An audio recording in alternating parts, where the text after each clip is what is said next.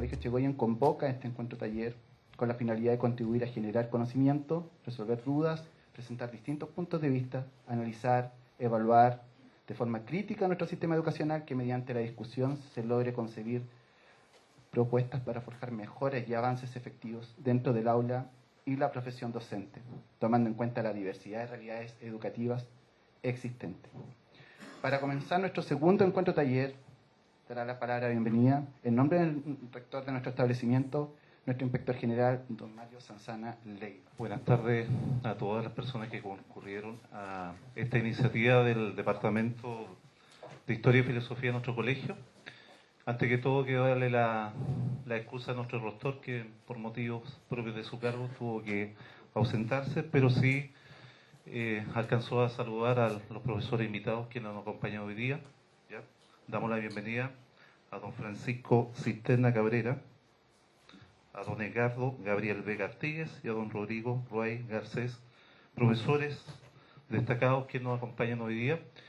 Bueno, para nuestro colegio esta es la segunda oportunidad en el cual el Departamento de Historia y Filosofía tiene la oportunidad de convocar a los profesores de Talcahuano, a nuestros apoderados y a nuestros alumnos.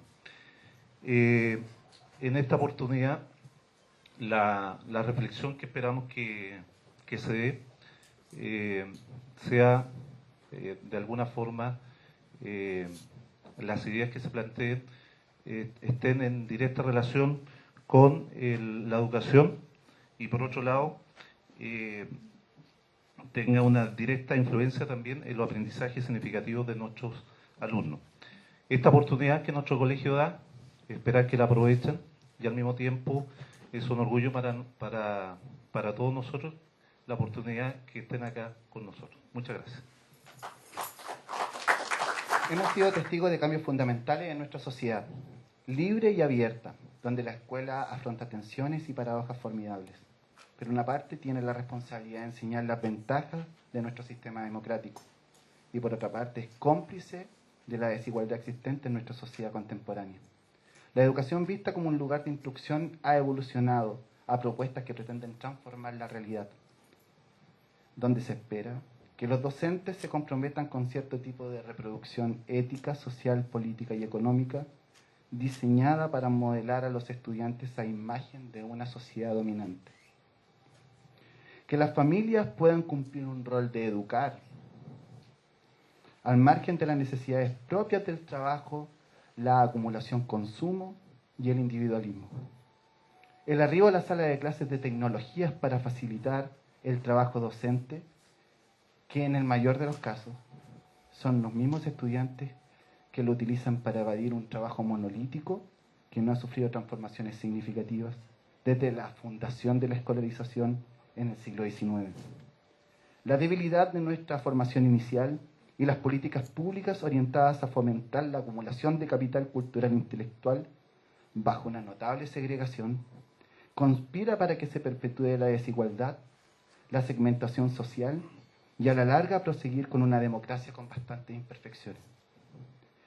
En este paradigma es que este encuentro se enmarca bajo la imperiosa necesidad de potenciar las prácticas docentes desde una mirada crítica y actualizada hacia los apoderados y estudiantes presentes, dar un mensaje como docentes, un trabajo mancomunado que entendemos que produce tensiones sociales y desigualdades que esperamos juntos superar, que nuestro trabajo territorializado generara una sociedad más solidaria, igualitaria y en todo sentido de la palabra fraterna y justa.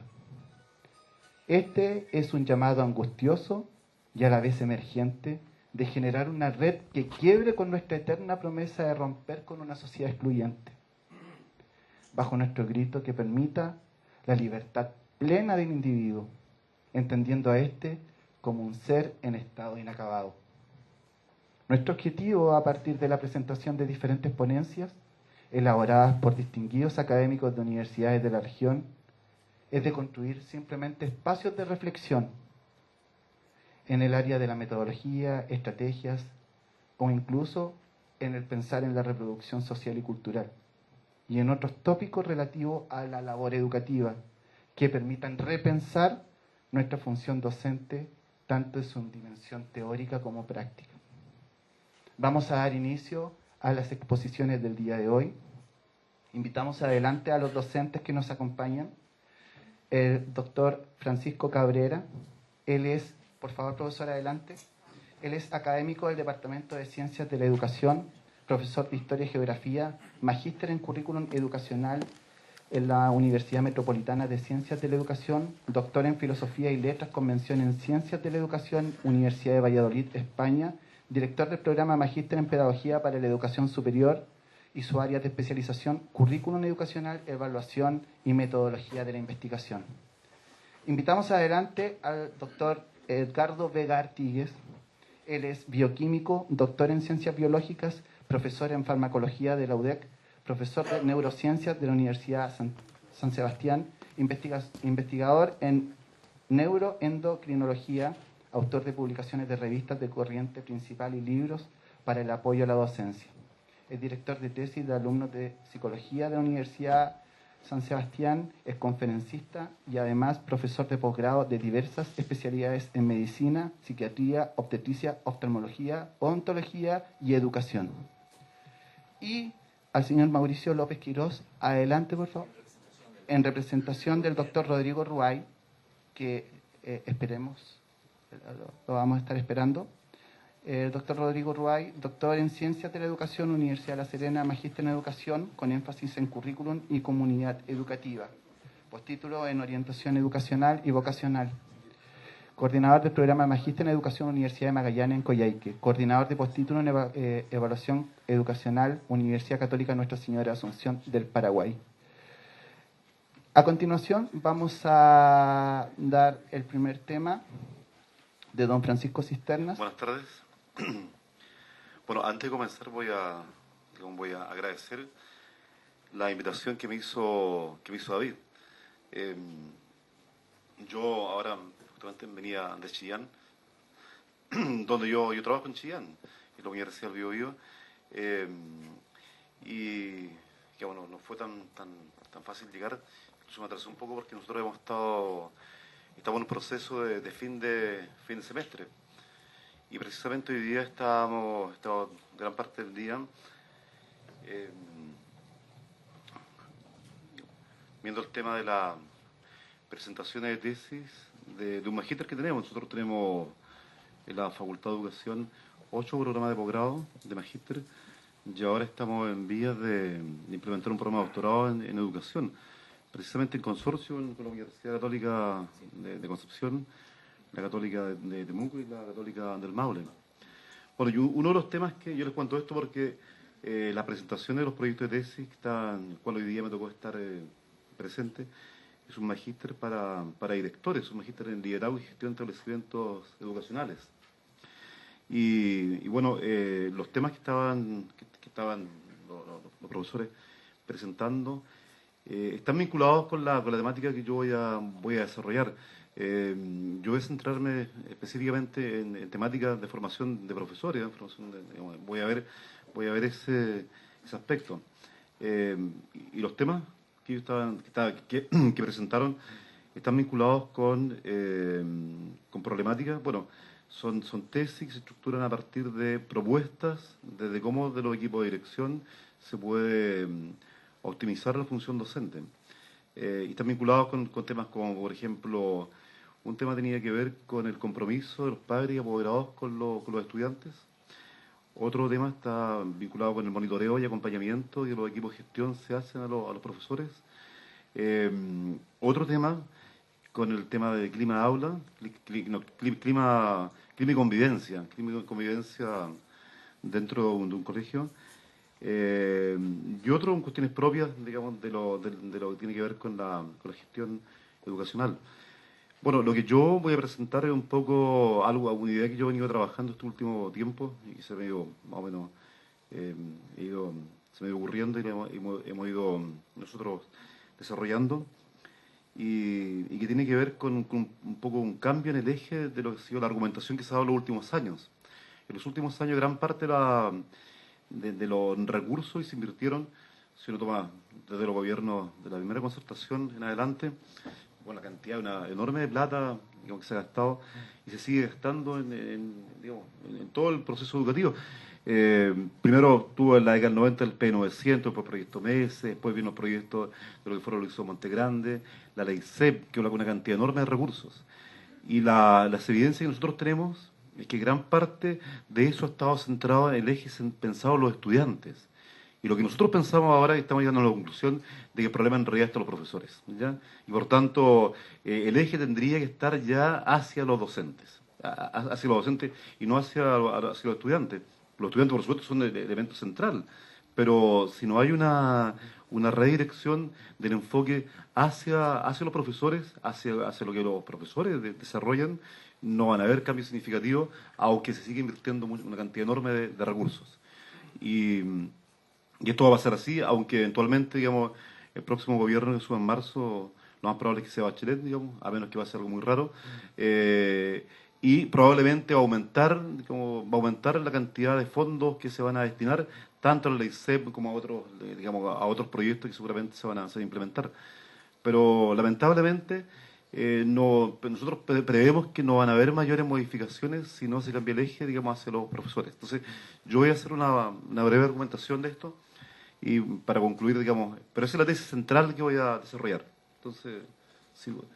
Bueno, nosotros siempre cuando partimos viendo el tema, por ejemplo, de cómo entender el tema pedagógico, hay una cuestión que hemos visto que tiene que ver a veces con la falta de comprensión real de cómo estudiar el tema de las ciencias pedagógicas.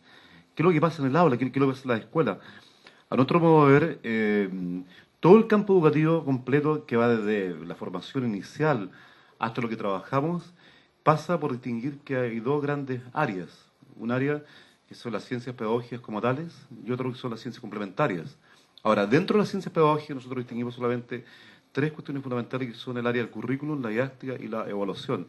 Y todo el resto, los aportes que se pueden hacer de la psicología educacional, la sociología, la gestión, el ámbito que trabaja el colega, neurociencia, lo vemos como una cuestión fundamental, importante, pero que son, digamos, cuestiones, son áreas que son complementarias a la labor fundamental. Ahora, bueno, eso nos permite, nos lleva ¿cómo se vuelve atrás? Ahí, ya.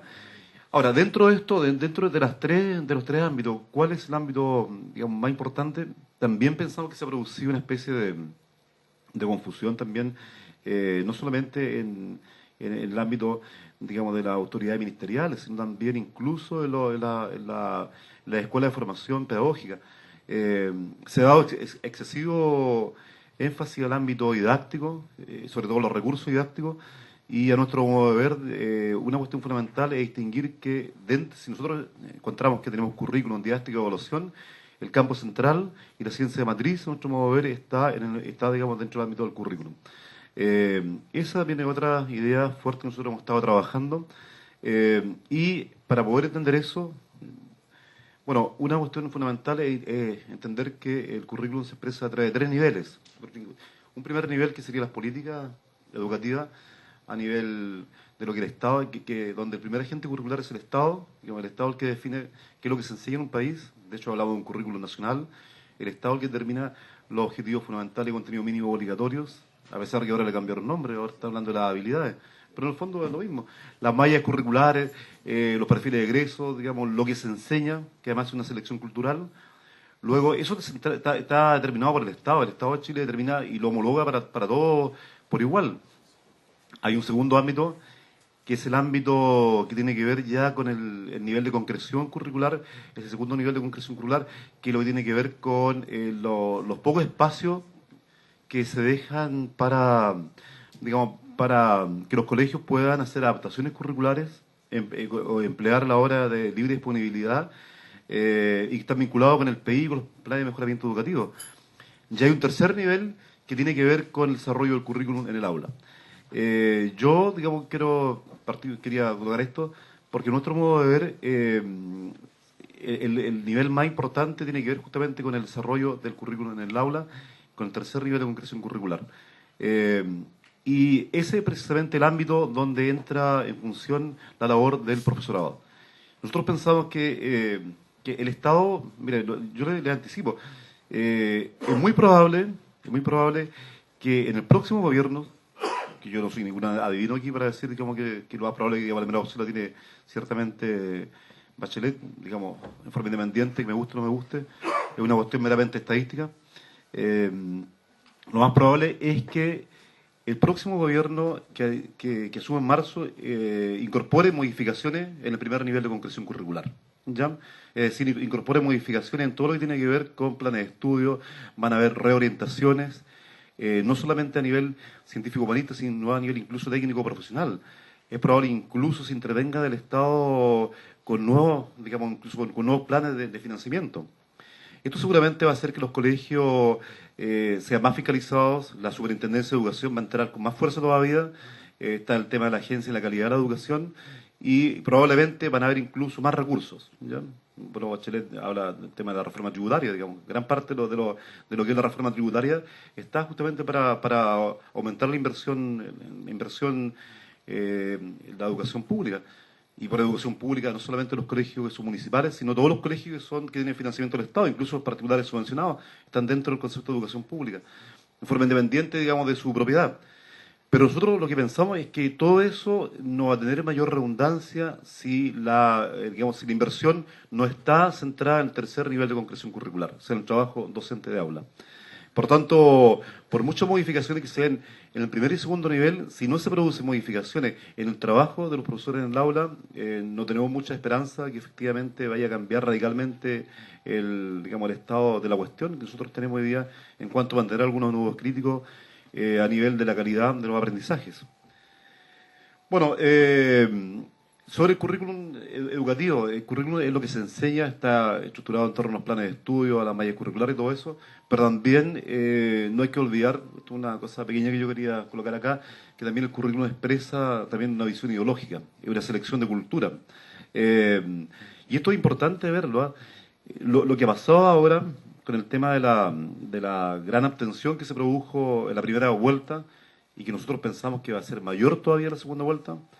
Yo les quiero contar que mi especialidad, digamos, además de estos temas de didáctica y currículum, además yo trabajo últimamente en metodología de la investigación. Y nosotros tenemos un grupo en la Universidad del Biobío, en el cual yo participo, justamente hacemos estudios no solo cualitativos, sino incluso cuantitativos. Y, por ejemplo, nosotros una semana antes de la primera vuelta subimos y aproximamos, digamos, que Bachelet sacar en torno a un 46%, y no iba a haber triunfo en primera vuelta. Y acertamos. Y ahora una cosa que nosotros estamos pensando que se va a producir una baja aún más fuerte, en torno a 500.000 votos, en el tema, digamos, de la abstención, y va a votar menos gente en la primera vuelta. Bueno, una cuestión que nosotros pensamos que explica eso, por ejemplo, han sido las modificaciones curriculares, tiene que ver con, por ejemplo, el tipo de currículum que se ha establecido como selección de cultura.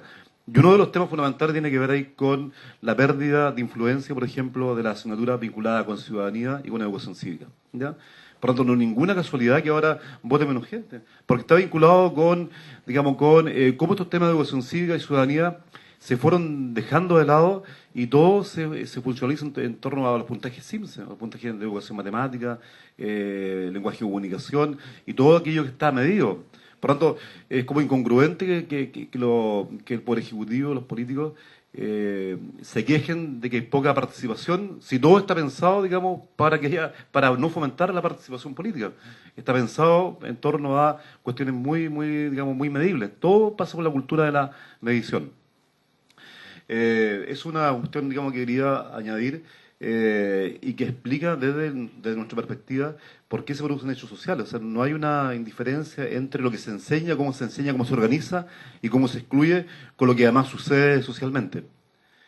Bueno, además el tercer nivel de concreción curricular, que es el ámbito del trabajo docente, es lo que evidencia y lo que permite dos cuestiones fundamentales. Una tiene que ver con la didáctica y otra tiene que ver con la evaluación. Ha habido una discusión dentro del ámbito incluso académico donde se ha discutido, se plantea una discusión falsa. Dice, ¿qué es más importante? ¿El currículum, la didáctica o la evaluación? Y algunos dicen, no, aquí lo que importa en realidad es centrarnos, digamos, en los hechos didácticos. Para nosotros es una forma de poca comprensión del fenómeno, Porque lo que sucede en realidad es que la didáctica, que todo lo que es la teoría de la enseñanza y práctica de la enseñanza, y lo que tiene que ver con la evaluación del aprendizaje, es una dimensión del desarrollo curricular. O sea, el currículum es la didáctica y todas las problemáticas de evaluación de los aprendizajes y clima aula y todo eso, solamente aparecen en el tercer nivel de concreción del currículum.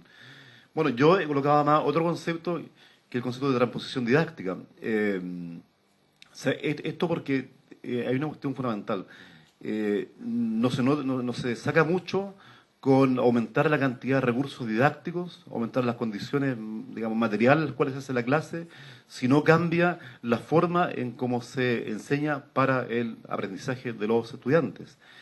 Y dentro de eso, este es un concepto que surge del ámbito, digamos, de la enseñanza de las matemáticas en la década de los 80, en Francia. Pero sigue siendo el eje central. Digamos, el eje central es cómo lograr que el profesorado mejore, digamos, todos los procesos de transposición didáctica. Bueno, también eso nos ha llevado a distinguir, bueno, ¿qué es lo que se estudia cuando nosotros hablamos de cuestiones didácticas, de cuestiones que tienen que ver con el trabajo de los docentes? A nuestro modo de ver, todo el ámbito didáctico se puede resumir en dos grandes áreas. Una área que tiene que ver con la preparación de la enseñanza y otro que es el desarrollo de la enseñanza. Y dentro de lo que es la preparación de la enseñanza, ahí hay dos ámbitos fundamentales que son, uno, la planificación curricular y otro, la planificación didáctica. Este otro cuestión que nosotros hemos visto también, que cuando le preguntamos a los profesores, a los que concurren a nuestro programa de posgrado, la segunda pregunta, ¿cuál es la diferencia entre una cosa y la otra? La mayoría no sabe. Incluso no saben o no saben conceptualizarla. Y son dos cuestiones fundamentales. La planificación curricular, digamos, tiene que ver con cómo se calendarizan los contenidos. Y la principal finalidad es lograr la plena cobertura curricular. Y que es un tema más importante incluso del que se piensa. Fíjense ustedes que nosotros hemos hecho algunas investigaciones en la provincia de Ñuble, donde hemos comparado cómo es la cobertura curricular en los colegios particulares pagados, particulares subvencionados y colegios municipales. ¿Ya? Y los resultados son que los colegios, a medida que se sube la pirámide social, aumenta la cobertura curricular. Y en la medida en que se baja en la pirámide social, disminuye la cobertura curricular. ¿Sabe lo que significa eso? Por ejemplo, que si un colegio tiene, un colegio municipal, alcanza el 90% de la cobertura curricular en educación matemática, se produce un diferencial de un 10% de contenidos que nunca se vieron. Si usted eso lo proyecta en primero básico, en segundo básico, en tercero básico, cuando llegan a cuarto medio, digamos, las condiciones en las cuales compiten los estudiantes y rinden la PSU o cualquier prueba, o CIMSE, siempre va a ser desventajosa. Porque siempre hay un diferencial en contra de contenidos que nunca alcanzaron a ver, nunca alcanzaron a desarrollar en la sala de clase. Entonces, para eso un elemento fundamental, una tarea fundamental es que los colegios y los equipos técnicos pedagógicos, lo primero que debieran asegurar es la plena cobertura curricular. O sea, asegurarse que efectivamente dentro del periodo del calendario académico escolar puedan pasar los contenidos, al menos los contenidos mínimos obligatorios. El segundo ámbito tiene que ver con la planificación didáctica y que es el plan de clases. ¿Ya? Nosotros en esto también tenemos, digamos, resultados diversos. En algunos colegios los profesores se les obliga a que planifiquen clase a clase. ¿Ya? En otros colegios no. ¿Ya? Se planifican por unidades didácticas. En un colegio similar a este, que el Colegio Concepción de Chillán, con el cual tenemos bastante, digamos, comunicación. De hecho, el rector del colegio participa en un programa de magíster que yo dirijo. Por ejemplo, ahí ellos no planifican clase, planifican por unidades didácticas. ¿Ya? Pero lo que se asegura es que al menos se cumplan algunos elementos fundamentales, digamos, de una clase, que al menos la estructura de la clase. Les voy a contar una cosa muy, muy breve. Hace como 3 años atrás me invitaron a hacer, me contrataron a un colegio de Los Ángeles a hacer una investigación en ese colegio. Porque lo que ocurría es que me decían, mira, llevamos invirtiendo mucha cantidad de dinero en este colegio, ya. Hemos invertido grandes recursos y han pasado 10 años y los resultados no mejoran. Queremos saber qué es lo que pasa. Y yo llevo a un equipo de 2 personas más, e hicimos foco group con los profesores, con los estudiantes, con los equipos técnicos. Y una cuestión que nosotros vimos es que, por ejemplo, en las clases nunca se producía el cierre de la clase. ¿Ya? Nunca se producía. Y una de las frases más comunes de los alumnos decía, al profe lo pilló el timbre. ¿Ya? Esa cuestión tan fundamental, tan básica, usted no sabe la importancia que tienen. Porque cuando a un profe lo pide un timbre significa que no alcanza a hacer el resumen de la clase, no alcanza a ver retroalimentación, no alcanza a ver metacognición y queda un discurso inconcluso. Esa cuestión, por ejemplo, fundamental, se puede asegurar cuando la estructura de la clase, por ejemplo, se cumple.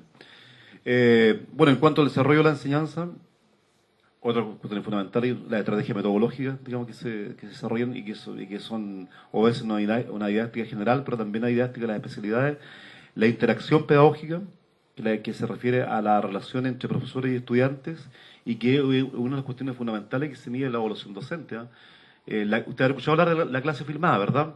Bueno, justamente los dos ejes en los cuales a los profes que son evaluados y están dentro del Sistema Nacional de Evaluación Docente, a los municipales, les ponen énfasis, se evalúan dos cosas cuando se firma un profe. ¿Qué es lo que se evalúa?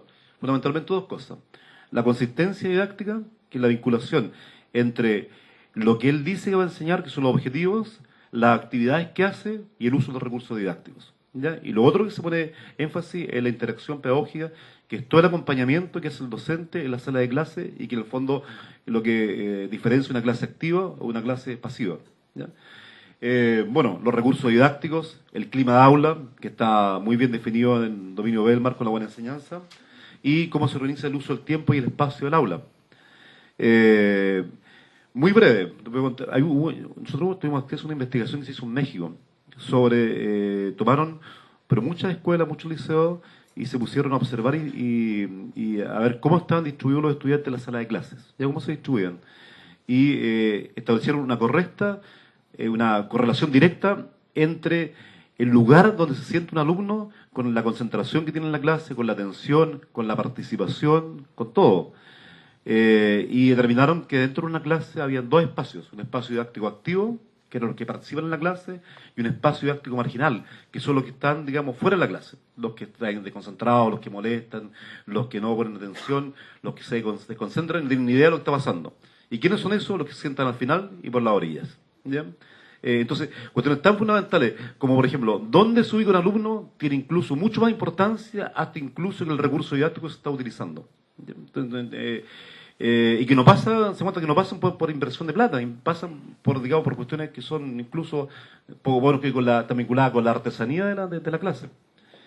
Y voy a apurarme indicando, y fundamentalmente el tema de la evaluación, que voy a andar muy rápido en esto. Una de las cuestiones que a nosotros más nos ha impactado es que cada vez que los profesores nos piden cursos de capacitación o talleres de capacitación, que hemos hecho muchísimos, una de las cuestiones donde más falencias tiene es el ámbito de la evaluación. Miren, yo les voy a hacer una pregunta muy simple.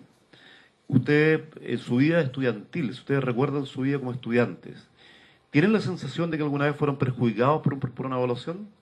Yo creo que todo el mundo, digamos, si se empieza a recordar, se recuerda que en un momento determinado nos perjudicaron, ¿verdad? Nos pusieron menos nota, menos puntaje, digamos, y en el fondo nos afectaron negativamente. Así como también a veces nos pasó que fue al revés, digamos, que nos favorecieron. Bueno, esa sensación que ustedes tienen, en el día de hoy, la siguen teniendo los alumnos. O sea, yo le pregunto, yo hago clases también en pregrado y en posgrado en la Universidad de Biobío, y le hago la misma pregunta. Y todos me dicen, sí, en algún momento determinado digamos, hemos sido perjudicados. Incluso me dicen, ahora mismo, la semana pasada, nos hicieron un certamen y nos tiraron a partir. Bueno, y tiene que ver también con otra gran deficiencia que se produce dentro del ámbito de la docencia en todos los niveles, que es la falta de validez y confiabilidad de los instrumentos de evaluación, ¿ya?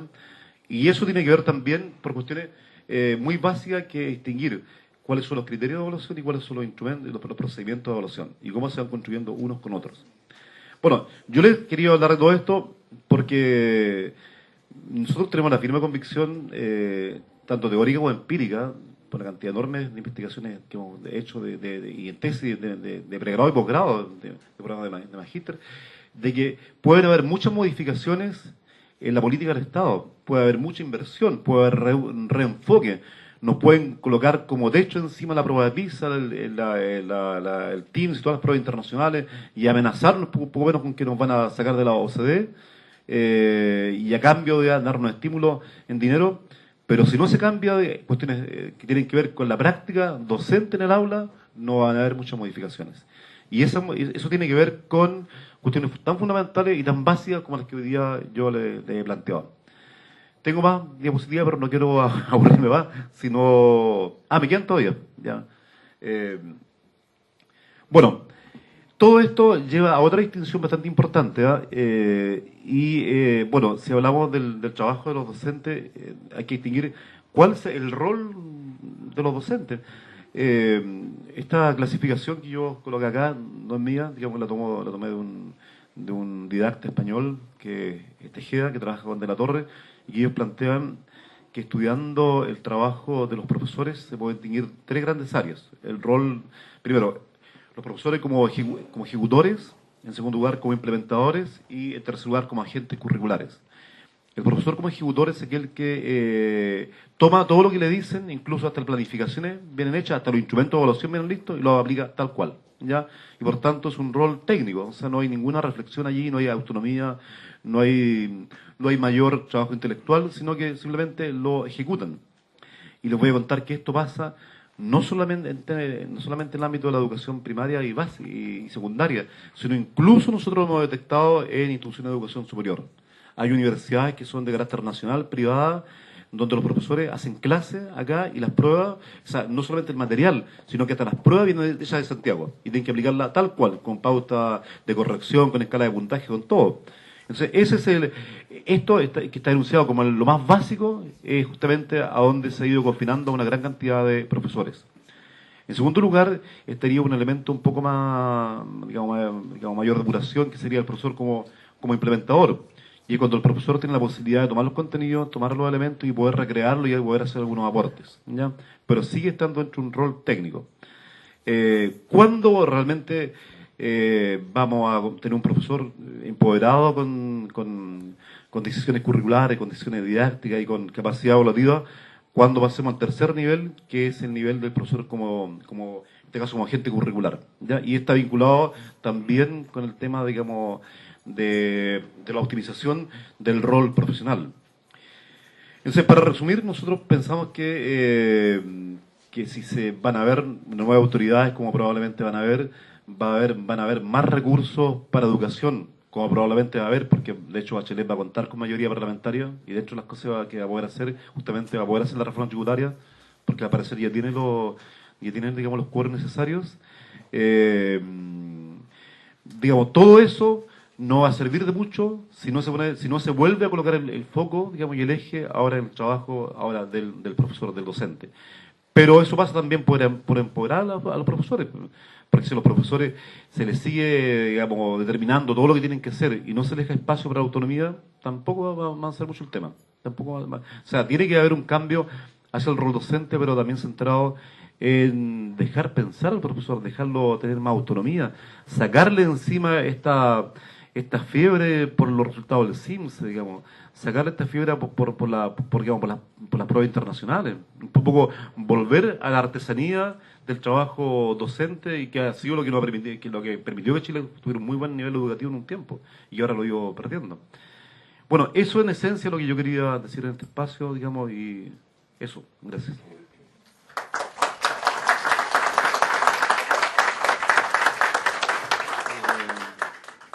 La verdad es que para mí, desde que me propusieron venir a exponer acá, resultó ser una invitación cargada de emotividad.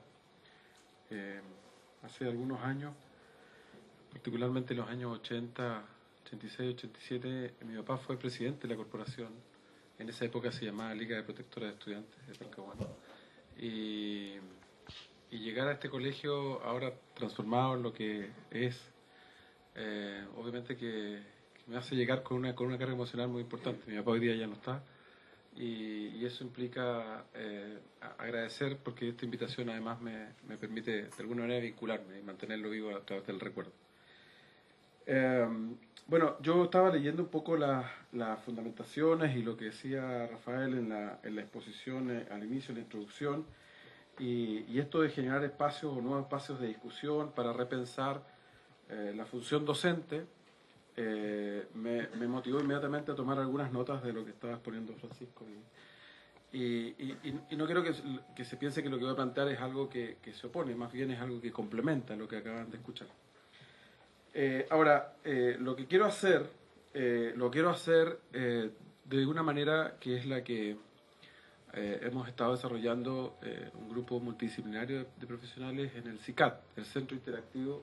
Está ahí su logo. Espero que la mayoría de ustedes... ¿Cuántos de ustedes conocen el CICAT o han ido al CICAT? Bien, pero todavía nos queda pega por hacer. Este centro interactivo que está ubicado ahí a la entrada de Coronel, que fue, digamos, inaugurado el año 2010, algunos días antes del terremoto, y luego volvimos a abrir las puertas por ahí por mayo.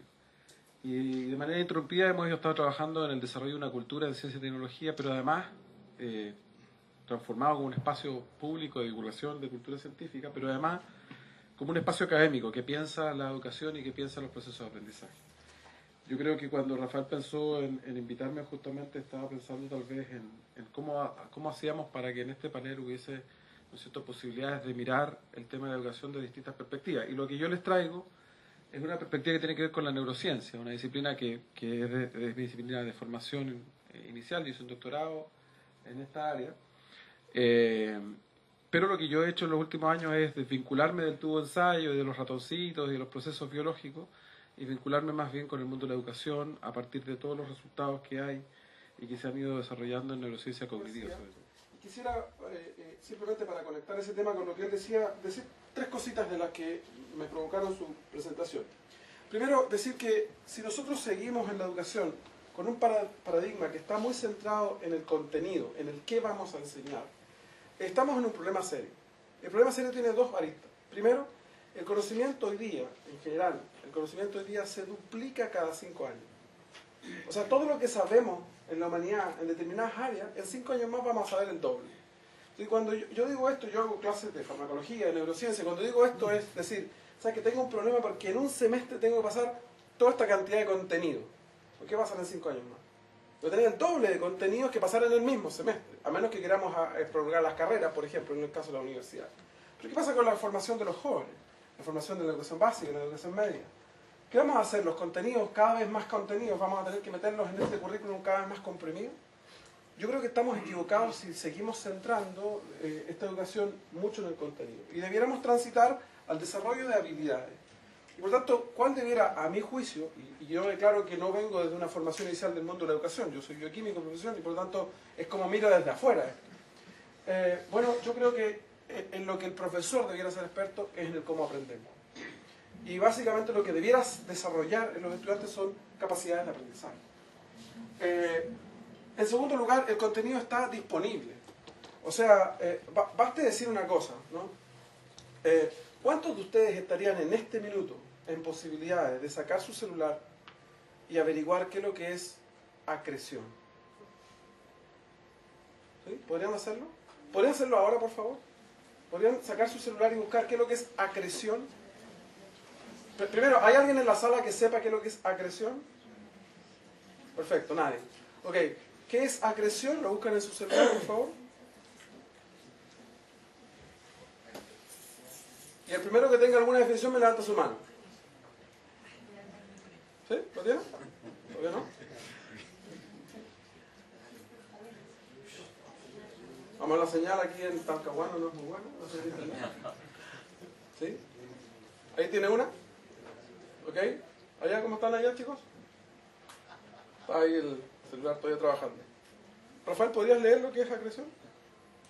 Es la agregación de materia de un cuerpo, generalmente de carácter interestelar. Ok, interestelar. O sea, podría estar haciendo una clase de astronomía y hablar de acreción, alguien no entiende lo que es, lo googlea, listo, tiene el contenido. ¿Qué va a pasar cuando yo como profesor, experto en un contenido, me acabo de actualizar, tengo el último conocimiento, pero en 5 años más que no me he actualizado se duplicó y muchas cosas de las que aprendí y me actualicé hace 5 años hoy están obsoletas? ¿Qué va a pasar? Que yo voy a estar diciendo, como me pasó, por ejemplo, que los gemelos monocigóticos, aquellos que vienen de un mismo huevo fecundado, son dos especies de clones naturales, genéticamente idénticos. ¿Ok? Publicación, marzo del 2011, un trabajo que demuestra que ni siquiera los gemelos monocigóticos comparten 100% el genoma, porque hay un proceso de maduración del genoma que ocurre distinto en ambos gemelos. Se acabó. Entonces yo puedo estar haciendo una clase diciendo, mire, los gemelos monocigóticos, y de pronto un niño va atrás en el celular, ese profesor sabe que los gemelos monocigóticos no son idénticos. Aquí hay un artículo publicado Entonces uno dice, claro, pero es que los jóvenes no están en eso con el celular. Sí, todavía. Porque el tema del Internet es todavía mucho juego y mucha cosa. Pero cuando empieza a ser una herramienta y a ser considerada como una herramienta, entonces si nos paramos desde que yo soy experto en un contenido, voy a quedar invalidado en 5 años, o en menos. Pero si yo me paro desde el experto en que puede potenciar las capacidades de aprendizaje, entonces eso sí me parece que podría ser el rol del profesor. Y en tercer lugar, lo que quería decir respecto a esto de las evaluaciones que también plantea Francisco, es que en las evaluaciones, no sé hasta qué punto el sistema educacional incluye diversidades biológicas, psicológicas y sociales. Queremos evaluar a todos con la misma vara. Hay una figura que no la traje hoy día, pero que es muy decidora en esto, ¿no? La figura de un profesor que está diciendo a los chicos, para que la evaluación sea justa, vamos a aplicarles a todos la misma prueba. Todos van a tener que subir al árbol. Y los estudiantes eran un elefante, un mono, un gorila y un pez. El pez dirá, bueno, yo tengo la teoría de cómo se sube al árbol, jamás voy a poder subirlo, ¿no? Porque tengo impedimentos biológicos. ¿Qué pasa con un niño que tiene o déficit atencional, o un niño que tiene, qué sé yo, discalculia, dislexia, que eso simplemente hacemos otra cosa, le damos otro objetivo, educación diferenciada? Bueno, sí, es una alternativa, es las alternativas que hemos desarrollado.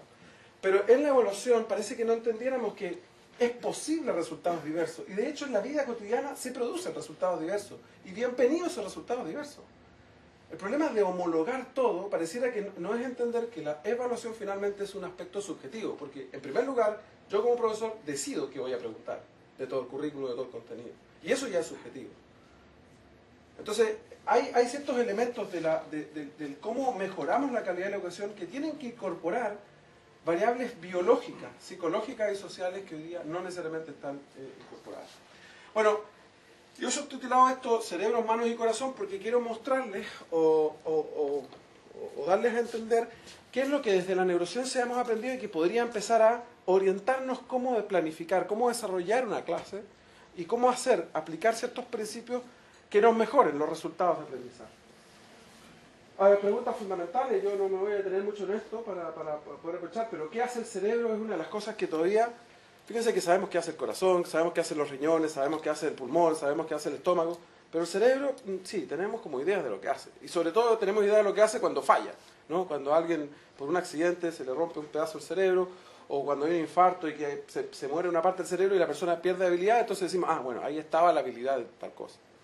Y entonces es muy complicado esta definición. Y más complicado aún es la relación que existe entre neuronas y las funciones. Pero fíjense, no sé si puedes darle un clic ahí en la pantalla, Carlos, Cristóbal.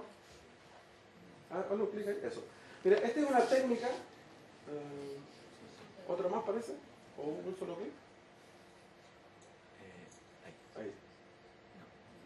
Ahí sí. Esta es una técnica relativamente nueva. Bueno, qué raro porque estaba en el computador. Bueno, es una técnica de microscopía bastante nueva, esto apareció en los últimos 3-4 años, que lo que permite es transformar un tejido cualquiera de un organismo en un tejido transparente, completamente transparente. Y lo que podemos hacer es teñir proteínas específicas, en este caso de las neuronas, y esto no es una imagen computacional o una representación como una pintura, ese es el cerebro de un ratón, y particularmente el hipocampo. Cada una de esas estructuras verdecitas que estén ahí con esos filamentos es una neurona. ¿Okay? Este tipo de técnicas nos va a permitir estudiar la citoarquitectura del cerebro. No entendemos muy bien cómo está formado el cerebro. No sabemos, tenemos una estimación de cuántas neuronas hay allí, tenemos una estimación de más o menos cómo está conectado, pero cómo cambia en procesos de aprendizaje o cómo cambia cuando hay necesidades educativas especiales, no tenemos mucha idea. ¿Okay? Lo que quiero ilustrar con esto es que, así como en el siglo XX el gran desafío de la ciencia fue el tema del genoma humano, el gran desafío de la ciencia hoy día es el del conectoma humano. Cómo este cerebro está conectado. Cómo, por ejemplo, sabemos que todos nosotros los que estamos aquí hay neuronas que van desde la retina del ojo hasta una sola del tálamo.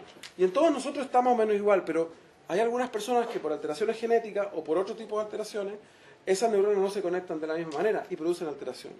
Entonces, poder entender cómo está cableado nuestro cerebro y cómo la experiencia, las situaciones de la vida cotidiana, los procesos de aprendizaje recablean, reorganizan este cerebro, va a ser parte fundamental de lo que nos depara los próximos años. Básicamente aquí explican la técnica. Esta sería la estructura de una célula típica, una neurona, por ejemplo, en donde tiene lípidos en la membrana. Estas cosas que están en verde ahí que serían las proteínas, ¿no es cierto? Y que fundamentalmente los lípidos es lo que hace que un tejido no sea transparente. Entonces lo que hace esta técnica es básicamente utilizar una especie de malla que lo que hace es fijar las proteínas en su lugar y hace que todos estos lípidos desaparezcan. ¿Okay? Y entonces el cerebro queda absolutamente transparente. Bueno, no, el video está como pegado, pero no importa, vamos a seguir adelante. Entonces, uno podría pensar, por ejemplo, que una manera de mirar el cerebro, una manera de mirar estos procesos, tiene que ver con una estructura muy sencilla, ¿no? Estímulos que son captados por receptores sensoriales, o sea, nuestros sentidos, los 5 sentidos, son clave los 5 sentidos. Sin los 5 sentidos no podemos aprender nada, ¿no? Y por tanto, todo lo que aprendemos lo hacemos a través de los 5 sentidos. Y luego una gran, hasta algunos años, caja negra, que no sabíamos cómo ocurrían cosas allí, pero que lo que hacen es elaborar, significar y lo que sea, estos estímulos para generar respuestas. Y fíjense que las respuestas, finalmente, lo que es observable, es mediado por los músculos. Nada de lo que hacemos como conducta, hablar, ejecutar, nada de lo que hacemos lo podemos hacer si no tuviéramos músculos. Por lo tanto, cuando evaluamos incluso procesos de aprendizaje, el que un niño encierre en un círculo, una alternativa implica necesariamente un procesamiento de información, pero la acción final tiene que ser mediada por músculos. Entonces, efectivamente, uno podría pensar que estímulo, receptor sensorial, procesamiento y respuesta se parece mucho a un computador. Y esta es la imagen o la analogía típica que se hace al cerebro. El cerebro es como un computador. Bueno, les quiero decir que no hay nada más lejos que eso. Y esa es, a mi juicio, la peor analogía que podemos hacer del cerebro. El cerebro no funciona de esta manera. Y les quiero demostrar con algunos hechos que eso es así. Entonces, el punto es el siguiente. El computador obviamente responde a estímulos. Tecleamos el teclado, ¿cierto? Responde a estímulos. Ese estímulo es procesado por el computador y genera alguna respuesta. Puede ser una imagen, puede ser una instrucción o lo que sea. Podríamos decir que funciona igual, pero no es así. Conocemos la estructura de los receptores sensoriales. Por ejemplo, a nivel del ojo, conocemos perfectamente la retina, las células que están allí, cómo la luz impacta sobre los fotorreceptores, cómo un pigmento, incluso a nivel molecular, cambia su conformación tridimensional y ese cambio produce una excitación de estas neuronas que finalmente produce potenciales de acción que se dirigen hacia el cerebro. Conocemos mucho de los receptores sensoriales, no solamente la visión, también de la audición, del olfato, del gusto y del tacto. Conocemos también cómo se generan las respuestas, la parte muscular. Entendemos la estructura celular del músculo, entendemos incluso la estructura molecular, cómo hay proteínas que cuando se activan, esas proteínas se retraen unas con otras, se produce el acortamiento de la fibra muscular y se produce la contracción muscular. Conocemos esto bien, o sea, tenemos el fenómeno sensorial bastante bien descrito, tenemos el fenómeno de la respuesta muscular bastante bien descrito, pero lo que está al medio, esta P que ponía ahí de procesamiento, de percepción, de lo que ustedes quieran, no lo tenemos muy descrito, no lo entendemos mucho todavía, y entendemos algunas cosas. ¿Y por qué les digo yo que no son lo mismo? Esta es una imagen que me gusta mucho porque efectivamente cuando uno ve una respuesta, es como cuando está viendo un iceberg. Solo lo observable es una pequeña parte de todo un proceso que ocurre probablemente en el interior de un ciudadano para que ese finalmente genere una respuesta. Hay muchos procesos que desde la psicología hablan de un inconsciente que determinan muchos procesos observables. Estudiar y entender cómo estos elementos que están acá abajo, que aparentemente están desconectados de una conducta, afectan lo observable, es un desafío que todavía la neurociencia está en camino de responder. Y les quiero mostrar con una simple experiencia cómo es que esto del cerebro no es lo mismo con un computador. Si yo a un computador le doy 2 más 2, me va a responder siempre 4. ¿Sí? Si el estímulo es el mismo y la operación es la misma, el resultado es el mismo. En un computador funciona eso así. A menos que yo intervenga en el computador y haga alguna trampa, el fenómeno es así. Pero ¿qué pasa aquí? Miren, yo tengo un estímulo que podría ser en este caso, en vez de teclear, en este caso es un estímulo perceptual. ¿Cuántos de ustedes, por favor, levanten su mano, ven el color del cuadrado A exactamente del mismo color del cuadrado B? Muy bien, no tenemos porfiado en la sala. Eso está muy bien. Significa que todos ustedes ven que este más oscuro o más claro que este. Más oscuro, ¿verdad? Bueno, todos nosotros estamos recibiendo una información, nuestro cerebro está procesando esa información y estamos elaborando una respuesta. Decimos más oscuro. Ninguno de ustedes levantó la mano, tuvo una conducta de respuesta en relación a lo que percibió. ¿Ok? La información es una, la respuesta es una. Pero fíjense que si yo ahora el mismo estímulo Y lo que voy a hacer es, con esta serie de objetos, no estoy modificando el color, con esta serie de objetos lo que voy a hacer es mover esos objetos aquí encima. Miren lo que va a pasar. ¿Cómo son los colores? Iguales. ¿Cómo es posible que los mismos estímulos ahora nos generen una respuesta distinta? No es que yo haya cambiado los colores, miren, ahí están. Pero el contexto hace que uno vea esto totalmente distinto. Nuestra respuesta perceptiva es distinta. No funcionamos como un computador, porque elaboramos respuestas dependiendo del contexto. Y eso no lo hace un computador. ¿Ok? Este fenómeno que tiene que ver con la cognición, uno se puede preguntar, bueno, ¿qué es la cognición? ¿Qué es esto de conocer el entorno? ¿Por qué los seres vivos tenemos cognición? ¿Todos los seres vivos tenemos cognición o solo los seres humanos tenemos capacidades cognitivas? Bueno, esto de lo que te estoy planteando viene de la biología del conocer. ¿Por qué el aprendizaje es una función que tiene que ver con aprender? ¿Por qué es una función que tiene que ver importante para los seres vivos? Bueno, porque estamos vivos gracias a que estamos adaptados a nuestro entorno. Por ejemplo, ¿ven ustedes ese ser vivo que está ahí? Es una mariposa, ¿sí? Es un tipo de mariposa, pero fíjense que ella parece que no estuviera, ¿no? Una estrategia evolutiva de adaptación que es camuflaje. Pero la pregunta es, ¿cómo sabe ella que tiene que pararse allí, en esa superficie, y no se para en una superficie blanca, por ejemplo? Eso implica que ella tiene que tener la capacidad de conocer dónde le conviene pararse. Y eso es conocer su entorno. Eso es una capacidad cognitiva. Claro, probablemente no igual que la de un ser humano, pero es una capacidad de predecir el entorno de tal manera de que me quedo aquí porque aquí no me ven, y si no me ven, tengo más oportunidades de alimentarme y tengo menos oportunidades de que me coman. Eso, a escala humana, implica que nos adaptamos mejor cuando podemos predecir nuestro entorno. Y aquí surgen, en el caso particular de los seres mamíferos, como los seres humanos, las emociones como un recurso tremendamente potenciador de estas habilidades de predecir.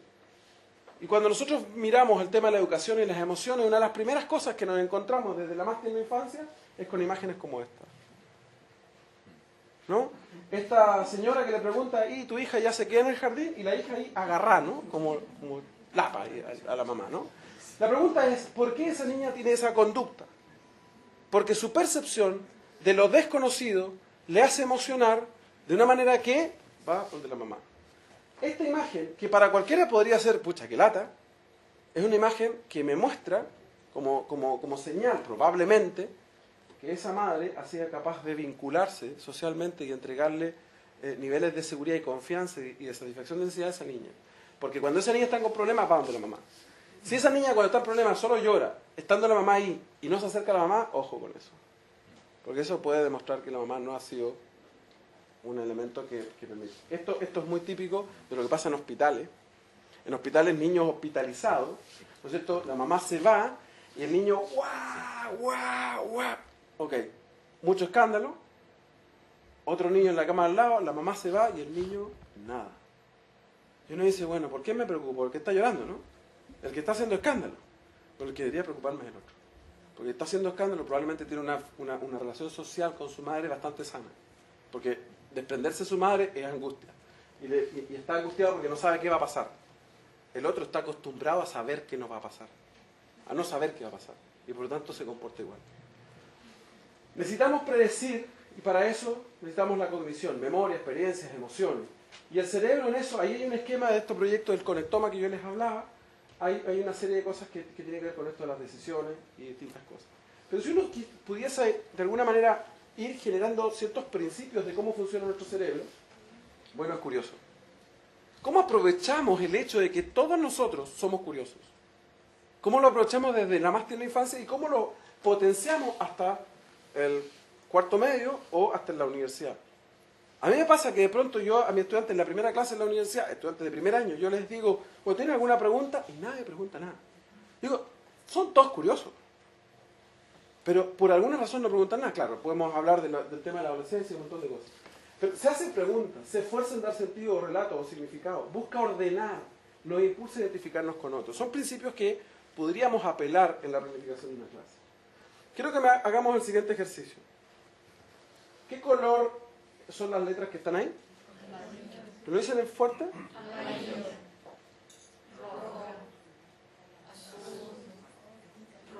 rojo, amarillo, rojo, azul, amarillo, rojo. ¿Perdón? ¿Perdón qué me dijeron? Miren, esto tiene que ver con una de las cosas que normalmente hemos planteado y que se ha transformado en una especie de neuromito, ¿no? Y es que existe una educación para el cerebro derecho y una educación para el cerebro izquierdo. Nada más lejos. Solo en algunos aspectos, y particularmente el que les estoy mostrando, del lenguaje, existe una lateralidad hemisférica. Procesamos características de la palabra con el lado derecho y características del contenido lógico con el lado izquierdo. Eso es cierto para el lenguaje, pero no para otras cosas. Y por lo tanto no es estas cosas de que vamos a hacer una docencia o una planificación que apunta al hemisferio derecho y tenemos... No, cuidado con eso. Y esto tiene que ver con funciones de atención selectiva. No me voy a detener mucho en esto, hay algunas cosas aquí que podemos estudiar hoy día con temas de electroencefalografía, de neuroimagen, podemos reconocer qué áreas cerebrales se activan, etcétera, etcétera. Pero quiero ir a una cosa que me parece más interesante. Tiene que ver con que hoy día sabemos, y esto rompe mucho de los paradigmas, hoy día sabemos que áreas cerebrales que se activan en la memoria de trabajo, por ejemplo, ¿podrían decirme qué palabras habían ahí recién? Casa, atención, risa, mesa, rojo. O sea, fueron capaces de retener una información por un cierto rato, pero fueron capaces de hacerlo, esa memoria de trabajo, porque pusieron atención selectiva sobre lo que estaban viendo. Y las áreas que tienen que ver con memoria de trabajo y los fenómenos de atención son áreas que en algunos puntos, aquí puestos entre la memoria de trabajo y la atención en celeste, fíjense, todas estas áreas en celeste son comunes para la memoria de trabajo y para la atención. ¿Qué ocurre con un chico que tiene un déficit atencional? Probablemente va a tener problemas de memoria de trabajo y memoria de consolidación a largo plazo. Y es por eso que tenemos los problemas con estos chicos que tienen problemas de atención. Pero lo más interesante de todo es que ahora se descubrió que además que están esas dos cosas relacionadas, hay una tercera cosa que está relacionada. Tiene que ver con la planificación motora. Fíjense que ninguno de ustedes, cuando hizo casa, mesa, qué sé yo, risa, rojo y atención, ninguno de ustedes hizo movimientos de cosas. Pero inconscientemente, ustedes no se dieron cuenta, cuando dijeron casa, vieron una imagen de una casa. Y tuvieron una predisposición, vamos a decir, a hacer lo que se hace con una casa. O con una mesa. Hay una planificación motora no ejecutada, pero que ayudó al proceso de poner atención y ayudó al proceso de memorizar. Y entonces, en negro, fíjense, hay áreas cerebrales que se relacionan con los tres fenómenos. Y entonces, fenómenos asociados a la psicomotricidad, a la planificación motora, impactan capacidades de atención y de memoria de trabajo. Y empieza a surgir aquí una pregunta. ¿Cuáles son los niveles de psicomotricidad de nuestros estudiantes? No en el párvulo, que es cuando normalmente se mide o cuando se evalúa. ¿Qué pasa con los estudiantes de octavo básico en psicomotricidad? Dice, pero octavo básico ya, qué sé yo, son hábiles, juegan a pelota, hacen cosas. Momentito, evaluemos para su edad. Y les vamos a mostrar con sorpresa. ¿Y cómo esa deficiencia en psicomotricidad en el octavo básico impacta en el aprendizaje en la matemática? Miren qué interesante.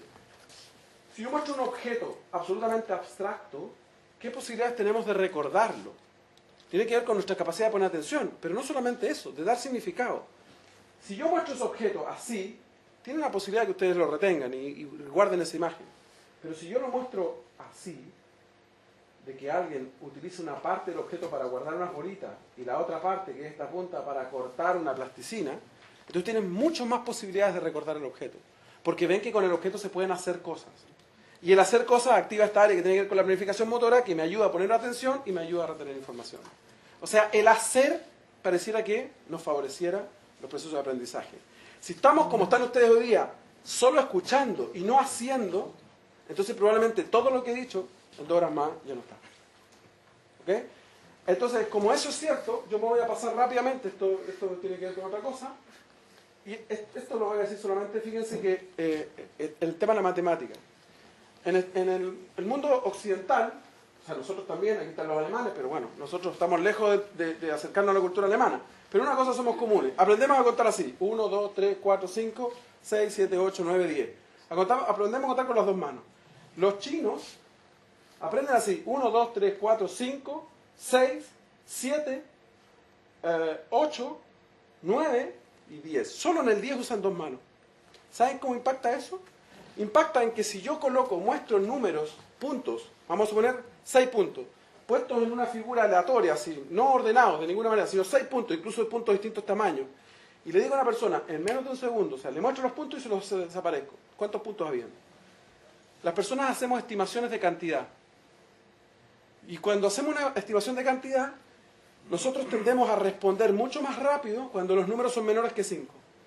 Y mucho más tardíamente, nos cuesta más hacer la estimación cuando son mayores que 5. ¿Sí? Si se lo hacemos a un chino, lo hace con la misma rapidez, los menores que 5 y los mayores que 5. ¿Sabes por qué? Porque la planificación motora implicó un proceso mucho más sencillo. ¿Se fijan cómo la motricidad, el cuerpo determina fenómenos cognitivos que ni siquiera sospechábamos hace algunos años atrás? Estas cosas van a empezar a impactar la educación. Entonces el cerebro genera patrones, organiza información, genera un relato, una historia, genera preguntas, produce respuestas para dar significado y comprender. Esta es una frase que sintetiza de alguna manera las cosas que hemos dicho. Yo quisiera ahora, si yo tuviese 5 minutos, ¿no? ¿No los tengo? 3 minutos. Quisiera hacer con ustedes un desafío, o ponerme un desafío yo. Yo quisiera demostrar que hay conceptos abstractos. Muchas veces los profesores me dicen, sí, profe, pero es que hay conceptos abstractos que uno no los puede llevar a la sala en un tiempo acotado, ¿no? Uno no los puede llevarlo en un tiempo acotado. Entonces, lo que yo quisiera hacer con ustedes es lo siguiente. Necesito que me den 5 minutos para que ustedes aprendan cómo funciona un cerebro. En 5 minutos. Fenómeno que si me hubiesen preguntado hace algunos años atrás, ¿en cuánto rato me puedes explicar cómo funciona un cerebro? Yo le diría, ¿tendrías unas 4 horas como para escucharme? Pero hoy día he aprendido a partir de este modelo que hemos aplicado en el CICAD que esto se puede hacer en 5 minutos. ¿Quieren participar? Okay. Yo necesito un aparato tecnológico que nosotros podemos detectar corriente eléctrica colocando electrodos aquí arriba. Nosotros no vamos a colocar electrodos, lo que vamos a hacer es hacer una especie de metáfora. Vamos a decir que cada vez que ustedes golpean el tubito y que se produzca un sonido, eso va a mostrar como que hay actividad eléctrica. ¿Ok? ¿Pueden golpear el tubito? Bien. Un montón de neuronas excitadas, ¿se dan cuenta? Fantástico, muchas gracias. Ok, miren ahora. Pasa que estas neuronas cuando se empiezan a formar, empiezan a generar una actividad que se llama actividad espontánea. Simplemente empiezan a excitarse cuando ellas quieren. ¿Ok? ¿Qué se escucha cuando todas se excitan a la vez y cuando quieren? Ruido, ¿no? Es lo que acabamos de escuchar. No hay nada particular. Perfecto, perfecto. Pero ¿qué pasa ahora si yo les digo, por ejemplo, solo los que tengan, los tubitos tienen colores, solo los que tengan color rojo, ese naranjo, ese rojo, solo los que tengan color rojo, ¿pueden levantar su mano? Ok, 1, 2, 3, ahí están los 3. ¿Pueden golpear los rojos, por favor, el tubito? Solo los rojos. Ok. ¿Pueden los naranjos ahora? ¿Pueden los verdes? ¿Pueden los amarillos? ¿Pueden los lilas? ¿Pueden los fucsias? ¿Los azules? ¿Los blancos? Ok. ¿Notan algo raro? Sí. ¿Qué notan? Distintos. Ah, son las notas de la escala musical. Perfecto. Entonces, por favor, pongan atención. Vamos, interpreten. ¿No? Bueno, miren, déjenme decirles una cosa. Hay un aspecto que a mí me parece también clave en el rol del profesor, que es, en primer lugar, un comunicador. Pero no el comunicador el que transmite. No es desde esa perspectiva la comunicación. Es desde quien pone en común. ¿Y qué tenemos que poner en común? Conocimiento, desarrollo de habilidades. Pero ¿cómo hacemos esto de poner en común algo? Bueno, déjenme decirle que yo tengo una definición que me regaló un amigo, doctor en comunicación, y que a mí me gusta muchísimo. Y se la regalo a ustedes por si a alguno de ustedes les transforma la vida como me transformó la vida a mí esa frase. Y la frase es, comunicar es el acto de organizar la percepción del otro para poner en común algo. El acto de organizar la percepción del otro. ¿Han escuchado ustedes estas cosas de que, bueno, pues si yo te lo dije por escrito? Si tú no me entendiste, el problema es tuyo. Yo te lo dije por escrito. Como asumiendo que si está escrito, está todo claro. Es un tema de percepción. Los seres humanos somos sistemas cognitivos perceptivos. Entonces, fíjense, ¿Cómo un profesor puede hacer con sus estudiantes que una información que es compleja, que sus estudiantes todavía no tienen la habilidad de interpretarla, la interpreten? Haciendo lo que decía el profesor a lo mejor, transposición didáctica. Y esto significa, para mí, organizar la percepción. Organizar la percepción. Entonces, fíjense, los que tengan tubitos rojos, escúchenme. Tubitos rojos golpean 2 veces, por favor. Azules 2 veces. Lilas. Azules 1 vez. Bien. Lo que están escuchando es este cerebro de este bebé que acaba de nacer y está empezando a coordinarse. ¿Coordinarse con quién? Con el rostro de una mujer que todavía no entiende mucho de qué se trata, pero que es un rostro que está viendo todo el rato y que más encima cada vez que lo ve siente satisfacción de sus necesidades alimenticias. ¿Ok? Vamos a hacerlo de nuevo. 1, 2, 3. ¿Se escucha más o menos? Algo se empieza a identificar allí, ¿no? Ok. En la medida que este bebé se va enfrentando cada vez a la misma experiencia, otra vez al mismo rostro, esto empieza a tener un significado. Y estas neuronas se empiezan a sincronizar. Vamos otra vez y vamos a llegar hasta el naranjo. O atentos con el resto de los colores. Vamos, 1, 2, 3.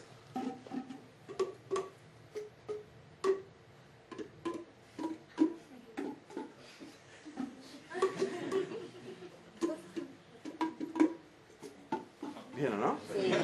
¿Bien o no? ¿Qué podríamos decir? Que esta actividad neuronal ahora sincronizada está produciendo una propiedad que emerge de ahí. La capacidad cognitiva no son las neuronas, sino es la asamblea, el cómo estas neuronas se organizan para activarse. Y esta música podría ser la representación del pensamiento de este bebé de su madre. Cuando yo pongo y cambio la partitura y pongo otra partitura y las mismas neuronas se organizan ahora de otra manera, otra música, pudiese ser una emoción, pudiese ser el que siente hambre, pudiese ser el que empieza a leer y escribir, pudiese ser una planificación motora. El cerebro funciona de esta manera.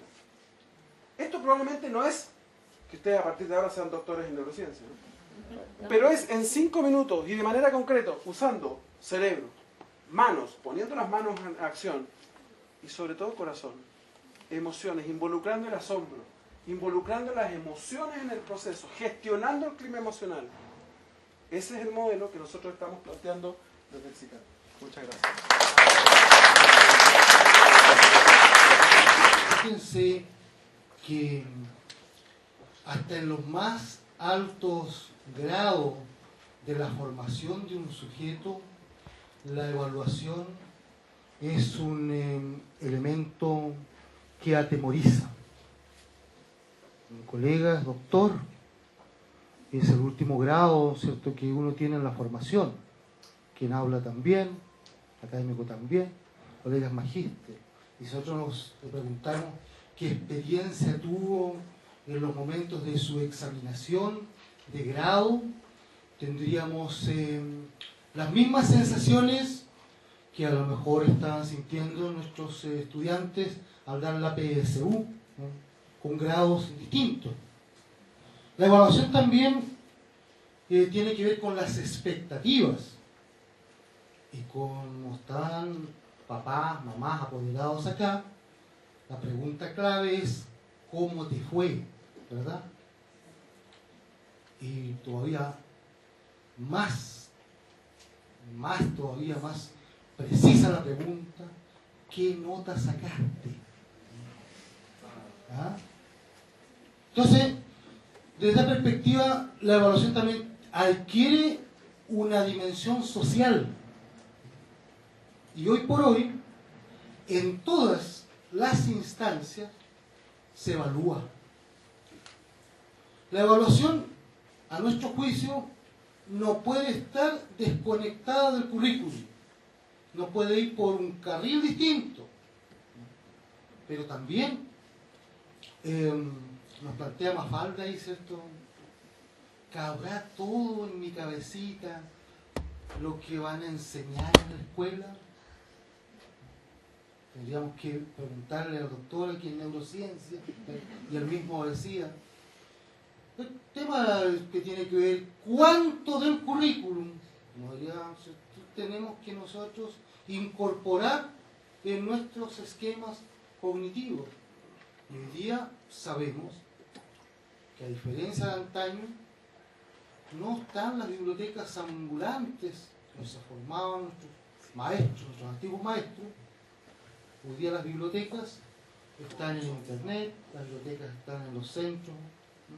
Y ya no es el profesor, no es el maestro el que va a tener la información.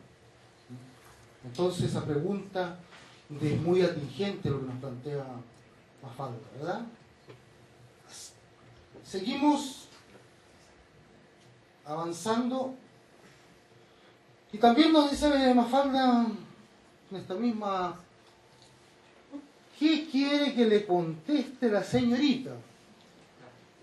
Lo que yo sé, lo que yo pienso, lo que yo creo, o lo que la profesora quiere que piense, lo que la profesora cree que debería saber, o lo que la sociedad también quiere que yo diga lo que tenga que decir. Es que hay preguntas de fondo que no se nos plantea desde el punto de vista de la evaluación. Ya nos decía nuestro colega en posición anterior, las pruebas estandarizadas tienen un impacto, y hoy día nuestros centros educativos, nuestros colegios, incluso hubo un momento que se semaforizó, ¿verdad? Se pusieron los colores, que no necesariamente representan una armonía. Quisiera que junto a eso conociéramos los dos modelitos de escuela. Hay una lectura de un cuento que aparece también allí. Vamos a compartir la lectura de ese cuento. Está en Word, es Una vez un pequeño niño. Si alguien me ayuda a leerlo, porque si hay algún estudiante que quiera, lo vamos a someter a la lectura pública. ¿Quién quiere compartir la lectura del pequeño cuento?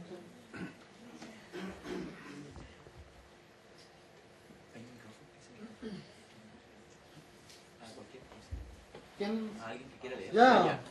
Ahí está el niño pequeño. Ahí. Al final, Vamos a leer. debería estar al final, debería estar Que venga el que Que está. venga aquí, por favor. Creo que podemos graficar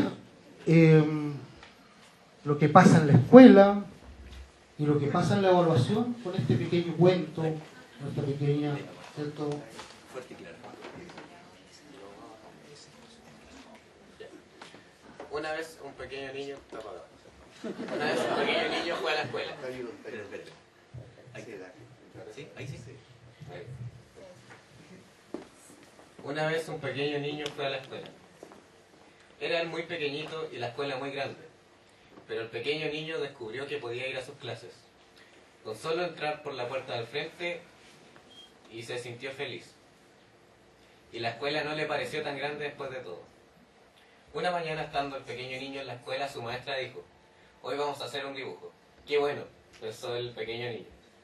A él le gustaba mucho hacer dibujos y podía dibujar muchas cosas: leones, tigres, gallinas, vacas, trenes y botes. Sacó su caja de lápices y comenzó a dibujar, pero la maestra dijo: esperen, no es hora de comenzar. Y ella esperó a que todos estuvieran preparados. Ahora, dijo la maestra, vamos a dibujar flores. ¡Qué bueno!, pensó el pequeño niño, me gusta mucho dibujar flores. Y comenzó a dibujar preciosas flores con sus lápices de colores. Pero la maestra dijo: esperen, yo les enseñaré cómo. Dibujó una flor roja con un tallo verde. Aquí está, dijo la maestra, ahora pueden empezar. El pequeño niño miró la flor de la maestra y después la suya. A él le gustaba más su flor que la de la maestra. Pero no lo dijo, solo miró su papel y dibujó una flor roja con tallo verde igual a la de la maestra. Otro día. Cuando el pequeño niño estaba en su clase, la maestra dijo: hoy vamos a hacer algo de barro. Qué bueno, pensó el pequeño niño, me gusta mucho trabajar con barro. Él podía hacer toda clase de cosas con barro: serpientes, elefantes, ratones, muñecos, caminos y carros. Y entonces comenzó a tirar su bola de barro.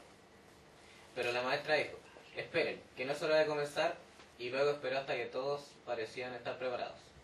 Ahora, dijo la maestra, vamos a hacer un plato. Qué bueno, dijo el pequeño niño. A mí me gusta mucho hacer platos y comenzó a construir platos de distintas formas y tamaños. Pero la maestra dijo, esperen, yo les enseñaré cómo. Y ella les enseñó a todos cómo hacer un pequeño plato. Aquí lo tienen, dijo la maestra. Ahora ya pueden comenzar. El pequeño niño miró el plato de su maestra y después el suyo. A él le gustaba más su plato que el de la maestra, pero no lo dijo. Convirtió su plato nuevo en una bola de barro y comenzó a hacer uno profundo como el de la maestra. Y muy pronto el pequeño niño aprendió a esperar, a mirar y a hacer cosas iguales a las de su maestra. Muy pronto dejó de hacer cosas que surgían de su propia creación. Entonces ocurrió que el pequeño niño y su familia se mudaron a otra casa en otra ciudad y el pequeño niño comenzó a ir a otra escuela. Esta era más grande que la otra escuela. Tenía que subir a escaleras grandes y caminar por largos pasillos para llegar a su aula. En su primer día de clases, él estaba allí cuando la maestra dijo, hoy vamos a hacer un dibujo. Qué bueno, pensó el pequeño niño y esperó que la maestra le dijera qué hacer. Pero la maestra no dijo nada, solo caminaba por el salón. Cuando llegó donde estaba el pequeño niño, ella dijo, ¿no quieres empezar tu dibujo? Sí, dijo el pequeño niño, pero ¿qué es lo que vamos a hacer? Yo no lo sé hasta que lo hagas, dijo la maestra. ¿Y de qué color?, preguntó el pequeño niño. En cualquier color, dijo la maestra. Si todos hacemos el mismo dibujo y usamos el mismo color, ¿cómo voy a saber cuál y quién lo hizo?, dijo la maestra. Y no sé, dijo el pequeño niño. Y comenzó a dibujar una flor roja con tallo verde. ¿Tu nombre? ¿Ah? ¿Tu nombre? Bastián. Muchas gracias, Bastián. De nada. De eso se trata repensar cómo estamos evaluando también en la escuela. Estaremos dibujando flores rojas con tallos verdes y estaremos pidiendo que nuestros niños siempre dibujen flores rojas con tallos verdes, cuando parece que la abundancia en el campo es más de flores amarillas y de otros colores de flores. La evaluación hoy día tiene que mirar esa diversidad, cómo recogemos desde los propios sujetos lo que ellos construyen, cómo nosotros somos más bien puentes motivadores. Por eso comparto absolutamente la mirada de la subjetividad de la evaluación. Un gran maestro que hace un tiempo nos dejó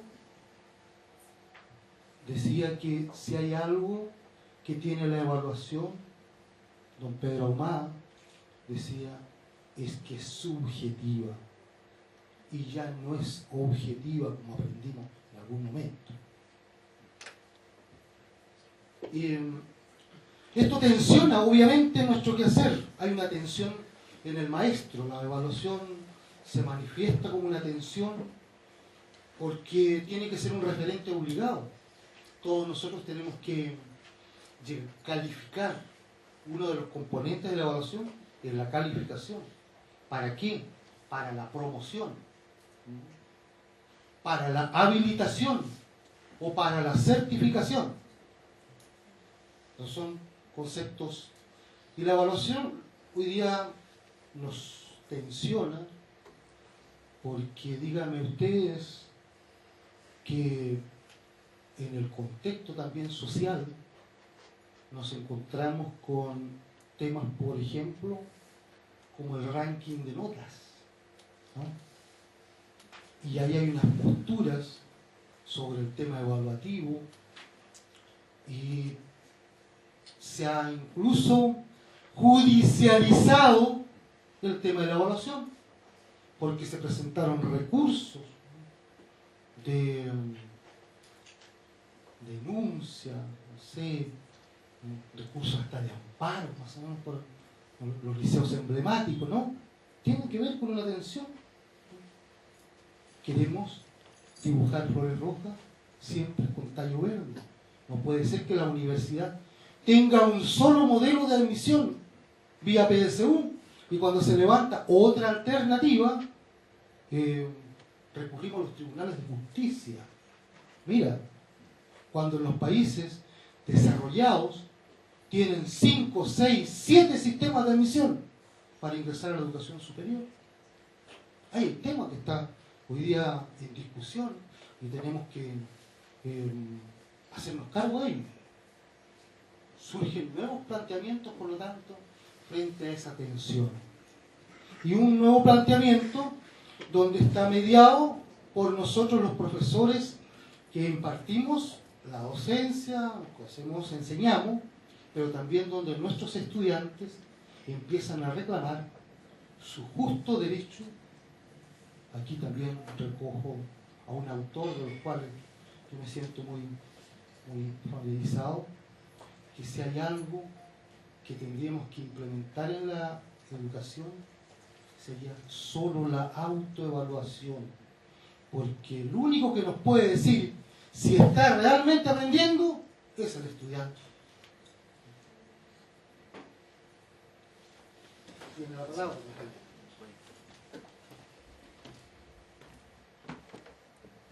Buenas tardes, se escucha, sí. La verdad es que yo, hablando sobre el tema de la evaluación, que ha transitado desde una dinámica bastante polémica en los últimos días, los últimos meses, ¿verdad? Los profesores, como decía algún artículo por ahí, en el ojo del huracán, precisamente por las prácticas evaluativas, precisamente muchos profesores pidiendo capacitación en evaluación, puesto que es uno de los temas más sensibles. Yo digo que es el bisturí más afilado que uno puede tener en la mano al momento de poder intervenir en el proceso de enseñanza-aprendizaje, ¿verdad? Es la evaluación en tanto criterios, procedimientos e instrumentos, ¿verdad? En pregrado nosotros tuvimos, y lo reconozco así también, creo yo, y es hora de autoevaluar esa parte también, una pobre formación en evaluación, ¿verdad? Es cosa de recordar cómo uno la vivió y cómo uno transitó en el aula, ¿verdad? Siendo evaluado tradicionalmente de la misma manera, y así como la convicción en uno crece de que así como fui evaluado, yo evaluaría a mis alumnos también. Esa proyección que se hace ahí es uno de los puentes, yo diría, más difíciles de romper. Si fui evaluado de manera convencional y tradicional, lo más probable es que yo repita ese círculo, ¿verdad? Lo más probable es que yo encuentre muy virtuoso como lo hicieron conmigo en general, ¿sí? Pero creo que es importante construir una mirada crítica y una mirada diferente. Y en esto, en honor al tiempo, doctores, me gustaría compartir ahora, y me gustaría que tuvieran en mente las tres brillantes exposiciones que hemos escuchado, las tres complementarias desde distintos ámbitos, ¿verdad?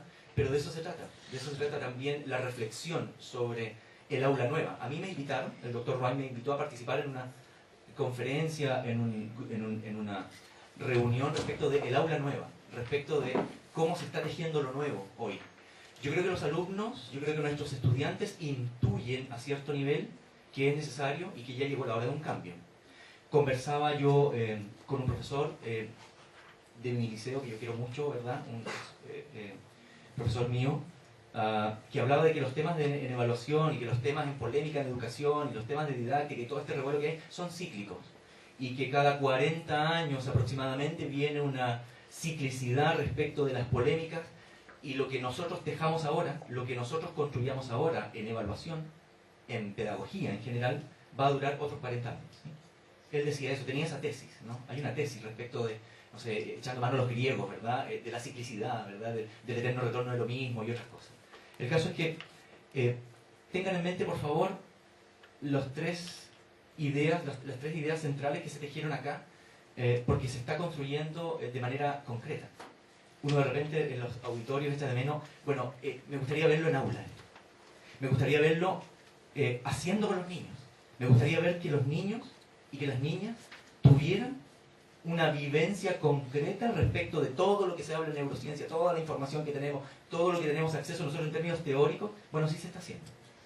En términos personales estoy junto con otro equipo de profesionales de la educación liderando una nueva experiencia pedagógica en un lugar que se llama El Llano, Camino a Santa Juana, kilómetro 14,7, y es una experiencia pedagógica no tradicional, en términos chilenos, digamos. En otros países ya lleva 40, 50, 60 años de recorrido tradicional, hablado por los ministerios de educación de esos países, pero aquí en Chile como el currículum, ¿verdad?, está determinado verticalmente en un sistema napoleónico aún, ¿verdad?, tenemos la visión de que los contenidos obligatorios y la estructura curricular no se puede modificar y cambiar. Eso yo creo que está hoy en día ante la evolución y yo creo que va a seguir siendo así.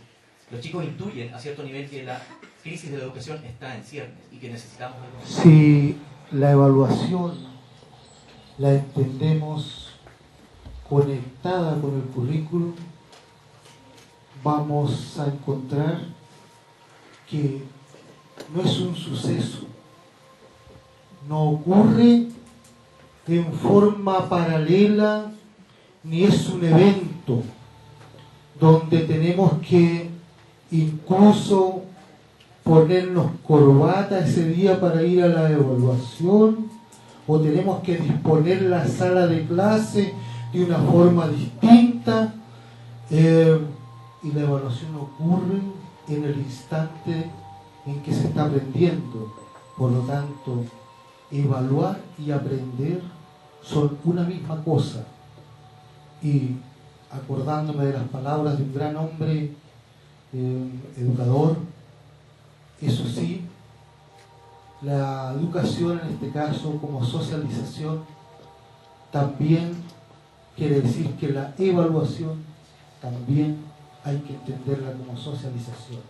Paulo Freire, gran educador, definía la educación justamente como un proceso de construcción social.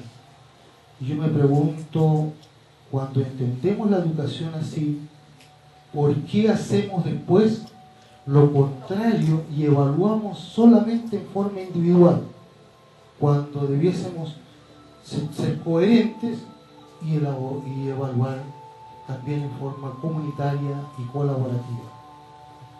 Bueno, eso también se relaciona que tenemos que sacar más desde el corazón la evaluación que desde la razón, ¿no? O conectar la razón y el corazón para que hagamos una evaluación que sea mucho más coherente con lo que nuestros propios estudiantes quieren y también desean para su desarrollo como seres humanos completos. Esa es nuestra visión, y ahí hay que hacer esfuerzos, hay que repensar, resignificar nuestra tarea evaluativa, y también esto es un mensaje que me lo doy para mí mismo y mi compañero Mauricio también, porque nosotros también estamos todos los días evaluando con nuestros estudiantes.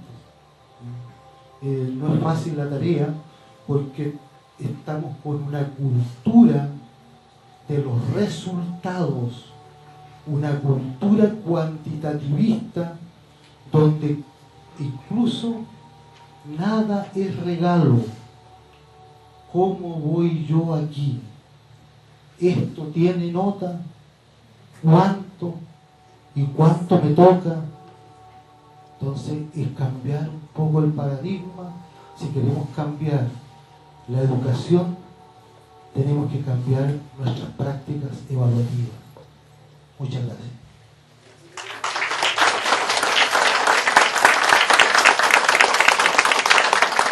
Agradecemos al profesor Rodrigo Ruay, al profesor Mauricio López, quienes se encargaron de aportarnos con la parte de la evaluación centrada en competencias.